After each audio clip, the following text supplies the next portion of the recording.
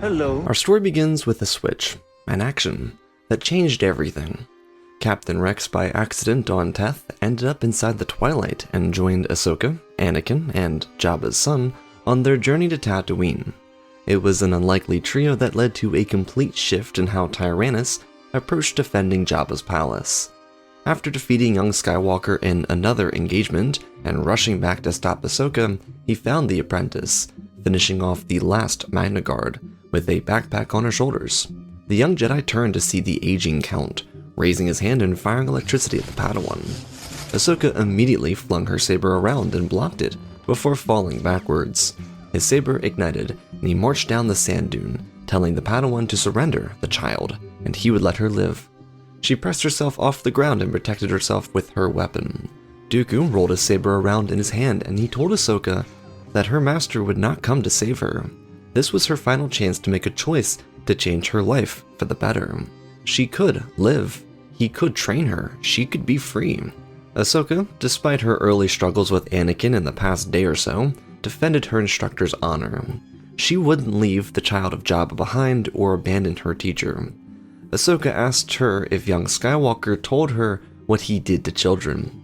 She shook her head, hissing back at him that he couldn't do anything to harm anyone. The Count lowered his weapon, concealing his smile and telling Ahsoka that just a few short months ago on this very planet, he didn't share any mercy for children. Ahsoka looked around, but kept her eyes on Dooku. He looked at his palm, raising it and balling it into a fist as he explained to her that her new teacher came to this planet and slaughtered an entire village of Tusken raiders. He continued that he thought about telling the High Council, but it was no longer his problem, as he was no longer a Jedi. They did, after all, come from the same lineage, did she not know that? They were inextricably connected to one another. She was his great-great-great-grandstudent. He could show her the true path of the Force, and so with his hand, he threw a hologram out onto the desert floor. It popped up, and an image of a Tusken village was shown. Everything was torn up, and with a closer inspection, the wounds could be seen on their bodies. They were all slashed by lightsaber. All the men, women, and children. Dooku sincerely pleaded with Ahsoka that she join him. They could stop the Republic from siding with the Hutts, stop the Jedi from joining the clones in enslaving the galaxy, and save herself from Anakin Skywalker. She didn't understand what Dooku could possibly know, but seeing the sheer destruction of the Tusken village brought a chill of shock into her. The other lies felt a little worrying, maybe untrue, but specifically referencing Anakin and the Tusken village felt real. She could hear the sincerity in his voice when he said it. That was terrifying. The thing is, what scared her the most was that she could believe that her master was capable of it. Whether or not that he actually did it concerned her, but that little hesitation, where she realized it was possible, frightened her beyond anything else. Ahsoka backed down, releasing the backpack and watching Dooku, who deignited his lightsaber. He stepped towards the pack, and as he readied himself to murder the child, he realized that, like it was with Skywalker, the backpack was filled with stones. Frustration covered his face, but Ahsoka was gone. Rex had brought Rhoda to his father, and Anakin was uniting with all of them. Tyrannus realized that it was over and done with, and his failure here was complete. Ahsoka ditching him caught him completely off guard, and now he would return to his master, with other, newer opportunities to prolonging this conflict. While the Republic won and seemingly nothing changed on the surface, Ahsoka started to really question her relationship with her master. It was already fragile because it was so young, but the sight of the Tusken village stuck with her. She couldn't escape what she saw in her mind every moment she blinked. It never went away, and every time Anakin spoke, she wondered how he was capable of doing such damage. She didn't make a big deal out of it because how could she explain that she considered what Dooku said to be true? But it slowly became obvious to Anakin that something changed. Recognizing this led to a series of conversations with Obi-Wan about instruction, and if he was going too far in the wrong direction or simply doing something wrong with his student. Kenobi, in support of his own former pupil, told Anakin not to fret about it. Every student is different, and their learning styles are too. He just needed to have the patience to see what works best for Ahsoka. This gave Anakin the confidence he needed to continue instructing Ahsoka the way he started.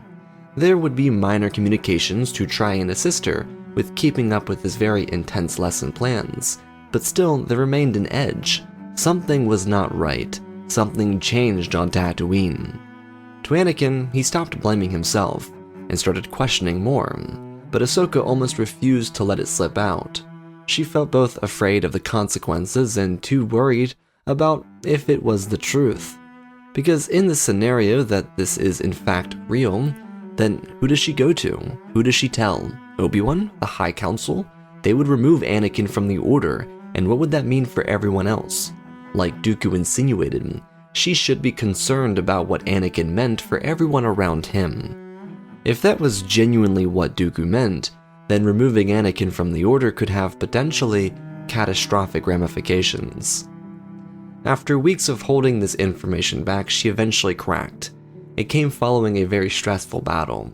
Between the weight of loss, the tension between instructor and student, and the reality of war, she broke. It was a moment when they were bickering, as they had grown accustomed to this early on in the war. But she snapped. She called him a murderer. Anakin, assuming that they were talking about the war, recalled that battle droids did not have souls. They were literally constructed for chaos. Then her tone changed, and she told Anakin that she saw what he did to the Tusken village on Tatooine before the war even started. Dooku told her the truth, and she didn't know whether or not she could believe it. But there were moments during this conflict where she could see the reality of this dark-sided Anakin Skywalker, where this persona that scared her showed itself. Anakin paused, watching his student, who kept her eyes on his every movement. They were both stuck in time, still as statues, waiting for the other to make a move. There was a rise in Anakin's shoulders as he tried to release the tension from his back, but it didn't bode well for Ahsoka and her mind. She realized, though, that what she had been fearing was indeed true. She couldn't believe it, and there was a slight hitch in her face that indicated to Anakin that his own student feared him. He at first was angry because Dooku had just exposed one of his most vulnerable moments in life, but then he gauged the situation, realizing that his anger towards Dooku, in Ahsoka's eyes, would look directed at her when it never would be. He reeled himself in and told Ahsoka that they could talk about this. He wouldn't ever hurt her. Just that sentence leaving his mouth took years off of his life. To have to confirm that he would never, ever hurt his own Padawan pained him. An agony pulled at his heart, and he on instinct took his lightsaber and handed it to Ahsoka. She, still only 14 at this point, accepted the weapon and kept her distance, as she told Anakin to tell her everything. He started with the visions of his mother, pulling off the attachment he had to her because he was raised by her. Anakin realized that a lot needed to be explained, and so he allowed himself to, perhaps for the first time in months, become vulnerable. He told his student that because he was actually raised by his mother and not the Jedi Order, he had attachments. They were much more common for him. So when he returned to Tatooine, a nice family called the Lars had taken Shmi in. She was eventually abducted by the Tuskens, hence the start of his terrible visions. Anakin confirmed with Ahsoka that he went to the village to save her. It was the only thing he wanted to do. Shmi was his only priority. If he could save her and bring her home, then he'd be happy. But she didn't make it home. She died in his arms, and something within him broke that night. He promised his mother that he would come back to save her, and somewhere in the middle of his Jedi training, he lost track of time. Maybe Anakin should blame the Jedi, but in this singular moment, alone, on a planet he hated, surrounded by the animals that took her and killed her, he broke. A resolution crossed his mind, and after that, if he could be honest, it was all a blur. Anakin accepted that his actions were of his own, and only he could be responsible for them. He could even make an argument that he had gone too far, as a Jedi should never seek revenge.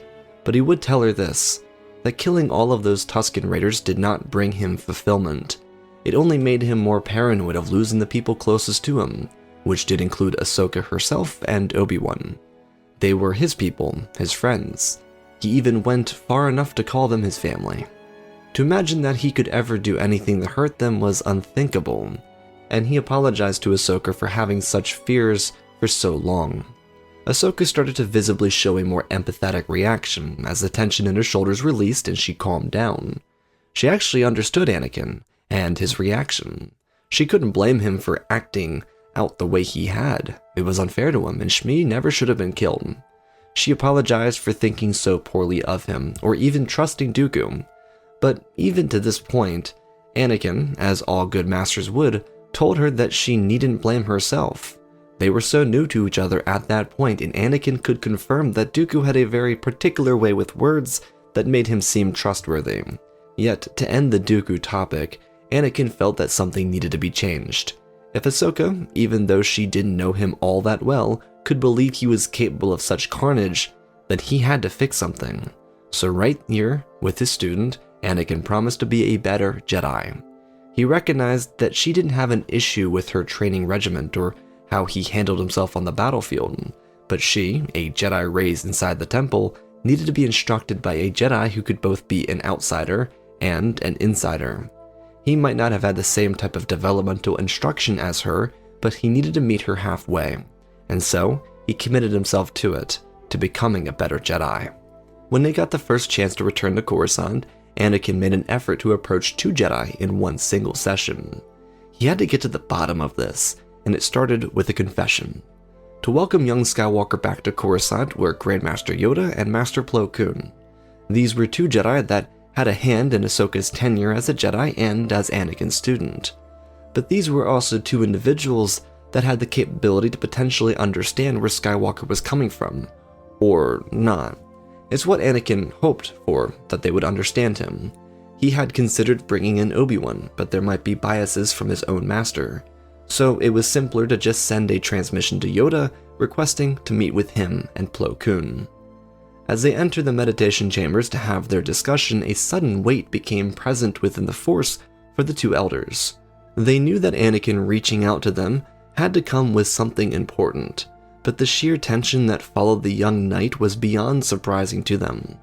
Anakin admitted almost immediately that he had made a terrible mistake, a lapse in judgment. To clarify, before both masters panicked, it had nothing to do with Ahsoka or the Clone War. It happened just 24 hours before Geonosis started. He was more or less guessing with that number, but Yoda reflected back on the moment he felt Anakin's terrible pain from that time. It was so severe and he worried for the young Jedi. But Anakin had denied such pains when Yoda reached out following the Battle of Geonosis. Skywalker, though, told the whole story, the exact same way he did to Ahsoka, and the 2 Jedi Masters didn't react with hostility as Skywalker believed they might. He worried for how they may look at him if he told them the truth, and realistically, their faces did not change. They didn't suddenly view him as any different than he was when he walked in, so his anxiety started to slip away. Yoda and Plo looked to one another with concern before Yoda addressed these actions head on. The most important question was whether or not those same feelings had resurfaced, and Skywalker had no memory of holding such distaste for anything since he killed the Tuskens. This didn't mean that Anakin was in the clear, but it gave him some more breathing room. Plo then asked a similar question about how his attachments with others, like say Ahsoka, might have some sort of effect on his reaction if something were to happen to them. Anakin admitted that he cared deeply for those around him, but he couldn't recall acting with such aggression towards even the battle droids. Grandmaster and Counselor continued to ask Skywalker related questions, simply trying to understand his mindset and if they should be genuinely concerned with his potential direction in life. But the further they dug, the more they realized that what Anakin needed to do was find himself. He was missing a key ingredient in all of this. His reaction to that past mistake was clearly brought on by instructing his new student. Now to clarify, Anakin never specifically made a reference to Ahsoka calling him out on this. He simply came here to ask for advice. The elders assumed that Anakin felt guilt and wanted to clear his conscience by confronting someone who might bestow wisdom. Realistically, even though the counselors were wrong in their presumption, the result was still the same. Anakin wanted to better himself. There were some thoughts, none audible nor discussed, that they should take Anakin away from Ahsoka, so that he could heal on his own and then return as a better teacher. But Plo and Yoda, again separately, came to the conclusion that it would only make things worse. Anakin was making progress because of his student, because regardless of their age or wisdom, every great teacher has the capacity to learn from their pupil.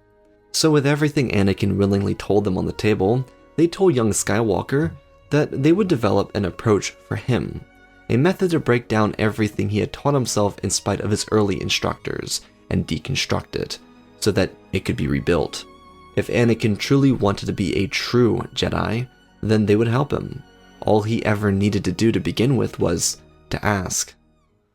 The session with Anakin, Yoda, and Plo remained off the records. It was decided between the two elders that it'd be better to simply not discuss anything with anyone else. Even Anakin kept the conversation quiet. Ahsoka, since speaking out her feelings to Anakin about her anxieties, was much more secure in trusting her master. But still, there were looming concerns she had, and Anakin made every effort to rectify that. Discomfort is natural with learning, but discomfort shouldn't come directly from one's instructor. That's a big no, and Skywalker started to work heavily on his mission statement. On the surface, for the two most involved parties, that being Anakin and Ahsoka, nothing really changed. It didn't seem to, at least. Most of it revolved around finding more harmony with the Force. Instead of aggressively consulting the workbench of his starfighter or his saber practice, Anakin found the Force. He meditated and practiced less aggressive negotiations. When confronted with a chance to choose the light or the dark, he felt closer and closer towards the light. It wasn't easy, and it challenged him in ways he never thought would be possible, but something remarkable came from it: the peace he felt and the stronger unity he developed with his apprentice. See, with the dark side, results typically come easier. For such a goal-oriented individual like Anakin, finding the results was all that really mattered. Choosing the light would get him the results, but slower. Yet the actual resolution would be so much more satisfying, which Anakin found to be the case after several months of practice at this. The Clone Wars heightened and got more intense, and as death tolls climbed, Anakin found serenity. He became the beacon of it in his own unit. Not only was he a strong and direct leader on the battlefront, but he was the calm of the storm. He managed to capture every need for his troopers and his student. He could be stoic and relaxed, or concentrated and neutral, rather than, say, aggressive. All of his victories, which continued to define his tenure as Jedi General, never ceased. Of course, part of that came from Palpatine interference, but Skywalker didn't know that. He initially thought that his reliance on the dark side, for minor triumphs in battle, which did lead to total victories, was the reason he kept winning. But as he discovered with the light, he only ever needed to be himself, and the results would come. His apprentice, though, despite the victories for the Republic and lack of casualties from the troopers, thrived the most because of this switch. Her master embodied the light. He practiced it with every second of life he had. Anakin, the Jedi she first met, had not changed. He evolved. Skywalker was always a Jedi, and always had the capability to be the best of the Order, but he was finding himself to be truly the chosen one. A simple little bit of honesty tore away layers of lies that he surrounded himself with, and in his selection of the light, he became more honest. Maybe the words could be twisted ever so slightly to keep something specific quiet, but in all honesty, he too felt better the more he told him. It was euphoric to fully embrace the Jedi path. Anakin's change truly didn't impact the war itself until he was dragged to Naboo due to Count Dooku's intermingling. What inevitably started Skywalker's journey of self-healing found itself at a crossroad. Throughout the year or so since Skywalker started working on himself, Tyrannus and Anakin had maybe 3 engagements. In each of them, there was no victor. Dooku tried to piss off Anakin, it might have worked a little here or there, but never the whole duel. Tyrannus went for a similar approach here, promising the assured destruction of Naboo from the inside out and the death of Senator Amidala. These were 2 daggers Sidious instructed Dooku to use on his future apprentice. He listened, yet Anakin did not react. His saber was only ignited because he was using it as a light source. With his entrance to the room, he encountered a duo of Magna Guards using golden staves. Anakin watched them, but kept his eyes specifically on Dooku, who tried to push Anakin further with no success. The Jedi Knight readied his weapon, still not near its full potential. With the swing of the first guard, his blade backended towards it, avoiding a second strike from the other attacker, and quickly shoving his saber down into the first one's defense. Anakin turned his eyes towards Dooku, not seeing any reaction and pressing forward. He slipped behind the first guard, allowing the second to impale itself with its staff. Anakin used the burst of sparks as a distraction to rip through the hip of the second droid, before crushing his saber down on his head. He turned back towards Dooku and demanded a surrender. This needn't end in his destruction. Tyrannus taunted Anakin with this sentiment, that he wasn't acting like a real Jedi. But Anakin didn't fall for the deception. He stayed focused and simply stepped forward. His saber found a similar position to Qui-Gon's, just beside his chest. Dooku eyed the knight, seeing the similarities, and ignited his own weapon. Their sabers connected, but it was methodical. In any other scenario, Dooku would have guided Anakin into a position to be attacked by other Magna droids, but it was like Skywalker knew he shouldn't press the assault. This wasn't anything more than his intuition. The Force flowed much more naturally through Skywalker the more he used it, and thus he could sense something awry, the trap. If he followed Dooku, he would be ambushed by more of these Magna guards, and despite destroying the first two, it wouldn't be in his favor, especially with Dooku's temper.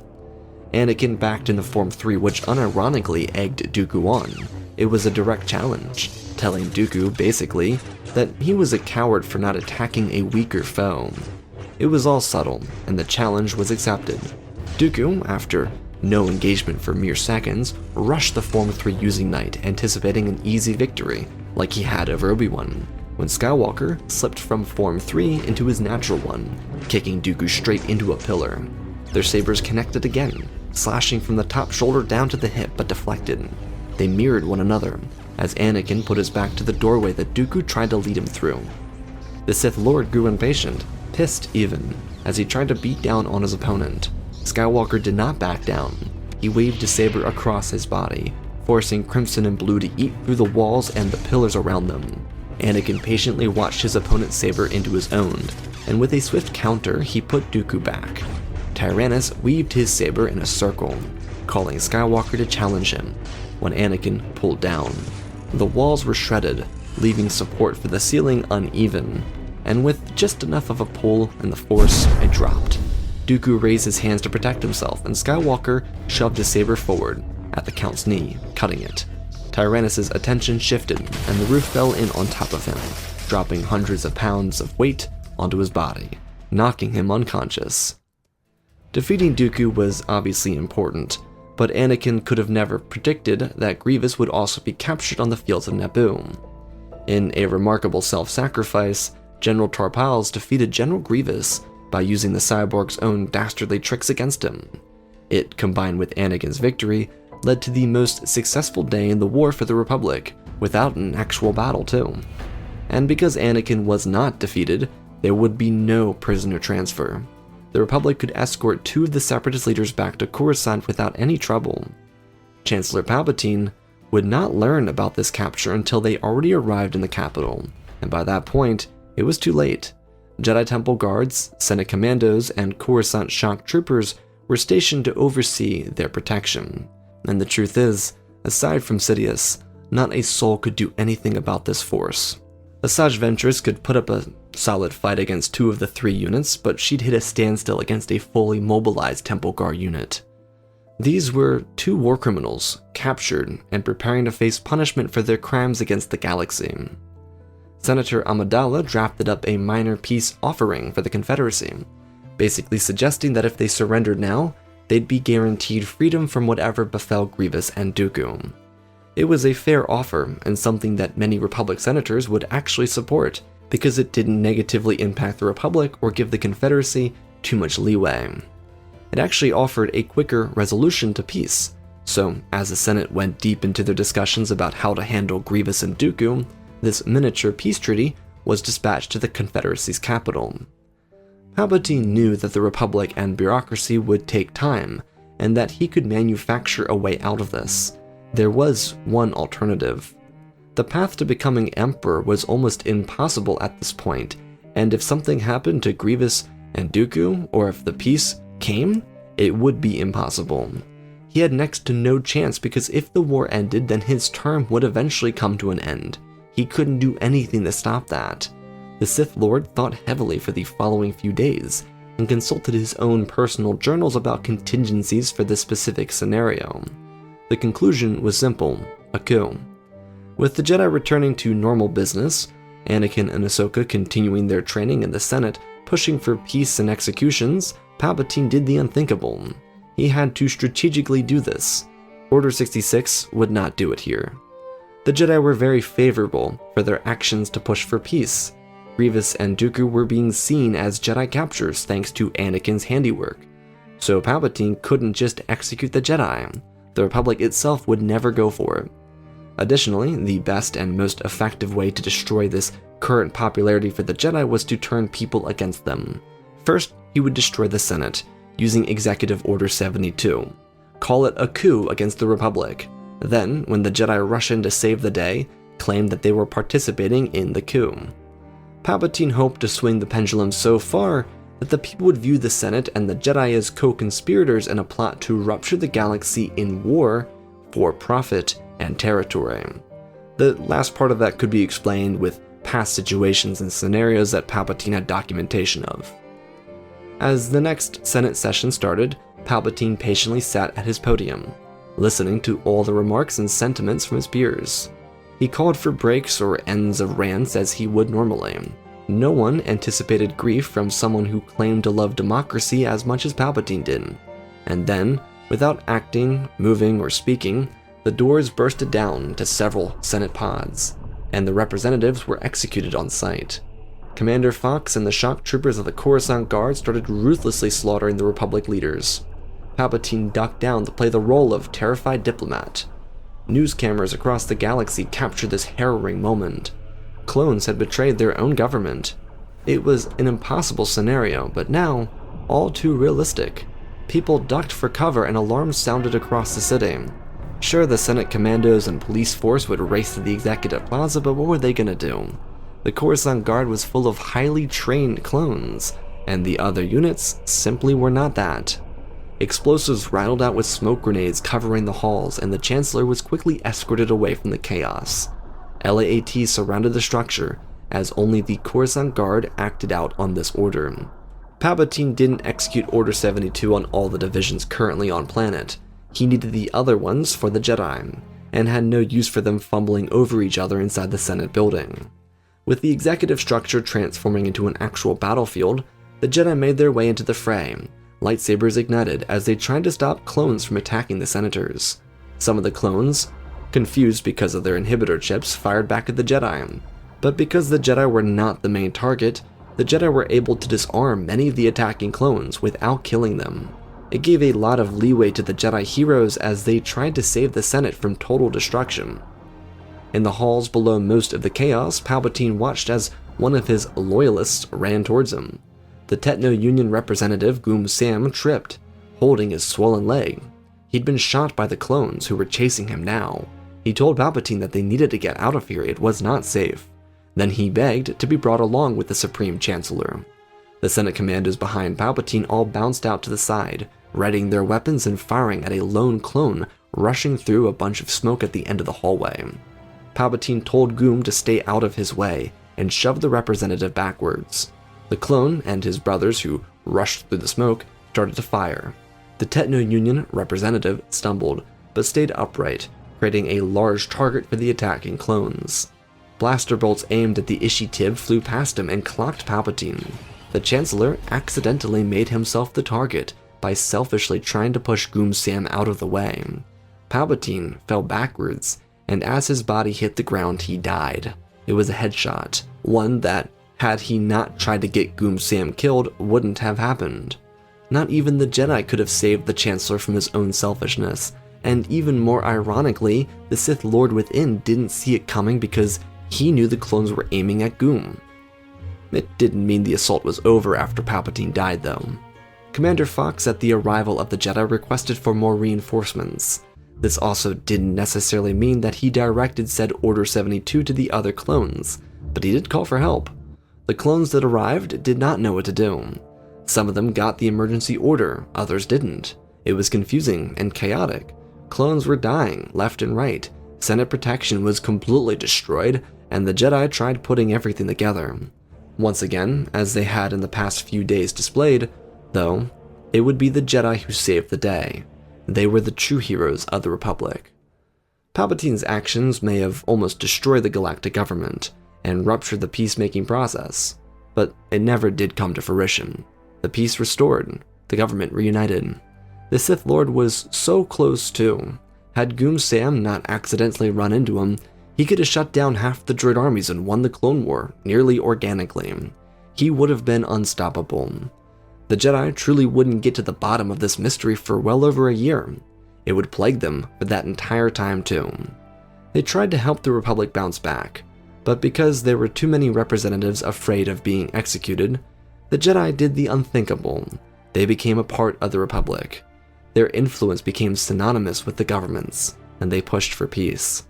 It happened to work out very favorably for the government too, because it could internally rebuild, while the Jedi hyper-focused on peace talks with the separatist senators who had their own requests for reunification. At the same time, General Skywalker with his star student would put down the Admiral Trench-led droid rebellion. Without full support from the Confederacy, especially because the government feared fighting a war without Grievous and Dooku, the rebellion would be crushed by the Jedi. The end of the conflict would see the Jedi rising to a level of popularity not seen in generations, but they had done what they set out to do, end the war. For their superstar trio of Obi-Wan, Anakin, and Ahsoka, they would enjoy the spotlight, especially Anakin. But it would be his actions that changed all of this. In seeing that from Padme's perspective, he gained a true appreciation for what he had done, bring balance to the Force.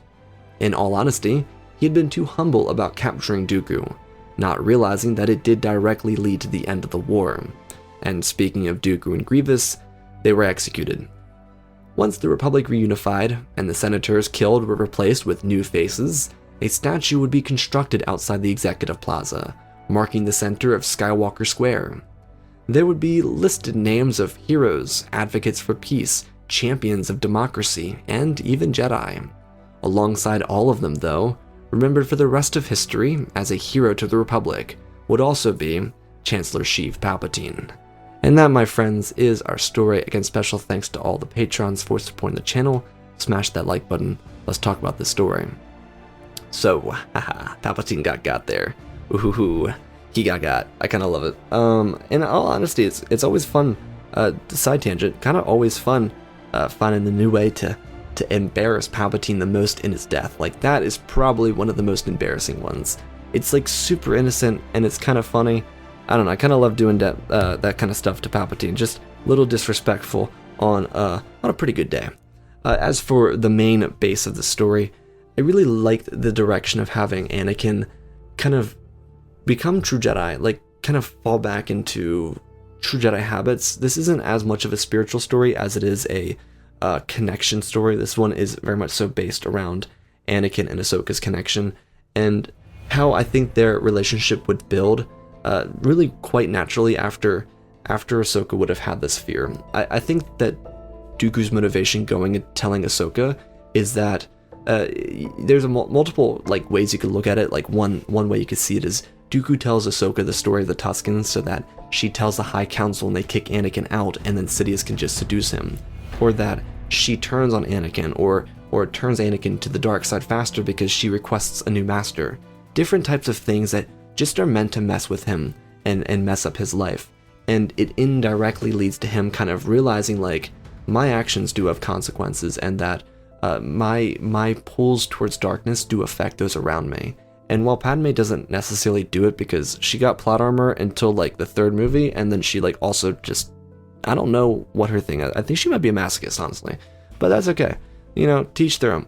But like in this one, it's someone's actually calling out Anakin's behavior and like, hey, that's freaking me out. You gotta chill.